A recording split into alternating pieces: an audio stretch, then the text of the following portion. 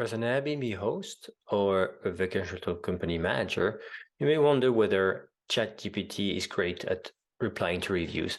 And the answer is, I would say yes.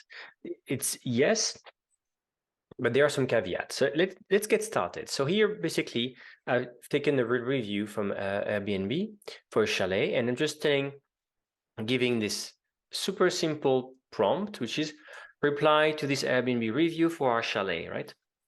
And I've taken a review where people say, no, beautiful views, private, certain, but so positive stuff, but also negative things, such as one thing lacking, not enough water for the shower, and dryer didn't work, bittersweet. So let's see how ChatGPT handles it, right? Dear valued guest, thank you for choosing to stay at our chalet. Delighted that you enjoyed the stay, the beautiful views, beautiful surrounding. You like the wood stove, this kind of things. We appreciate the feedback on the lack of kindling wood provided. Okay. We apologize for the inconvenience you experienced during your stay due to the hot water and dryer, right? And then our team is currently working to address the issues, etc., etc.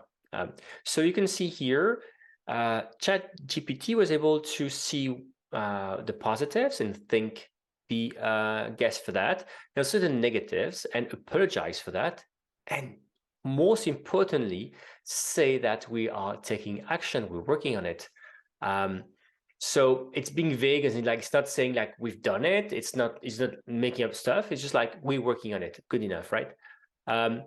What you want, you may want to rephrase something. And for example, what I've seen done is that you may want to tell ChatGPT at the end of each review, and please sign with the name of our company. So this way, there's the name of a company in each and every review, your response to reviews, which is probably good for your own visibility, right? So that's a trick. Add to this prompt something like, and please sign off with thanks from the ABC Vacation Rental Company team, for example.